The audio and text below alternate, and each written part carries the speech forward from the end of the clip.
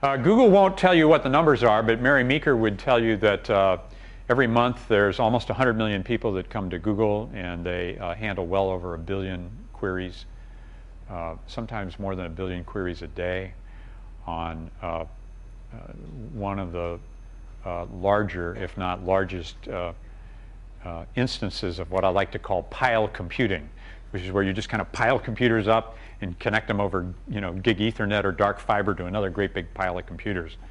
And so it's a really remarkable technical accomplishment that leads to all kinds of wonderful and amazing services. You may have seen Google announce recently their services to take all the world's books, and put them online, whether copyrighted or not. They're working with the Stanford Library to do that. And some other quite amazing things are coming out of Google's labs. Has anybody tried Google Suggest? Okay, very good, 10 of you have. So with Google Suggest, for the other 90% of you, what happens is you go to Google Suggest, you start typing in a query, and after you put in the first word, like entrepreneur, then it'll show you what a lot of other people had to request against that, preserving your privacy and anonymity.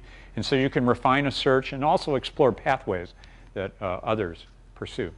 Those of you who are in the faculty may note that Google announced Google Scholar, which is a way to get around the very high fees and long publication cycles associated with the academic publications. I think an area where we need some disruption. Google Local is quite remarkable.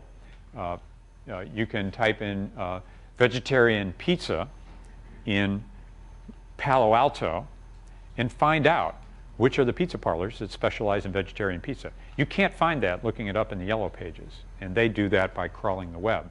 They also, you may know, joined forces with a group from Keyhole that was used in the Gulf War to provide coverage from satellites of everywhere, and so they have aerial visual maps, and one can imagine that were that combined with Google Local, it would be pretty cool.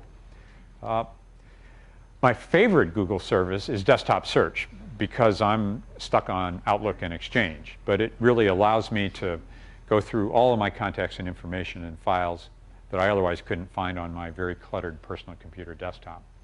Now, it's a fair question to ask with oh, and one other important thing, how many people have blogs, personal blogs? They join forces with the most popular blogger, and I think that's been remarkable in its contribution to the world. Do you know, at one point, the government in Iran shut down the hosting site for Google blogging because they didn't like the threads of conversation that were going on.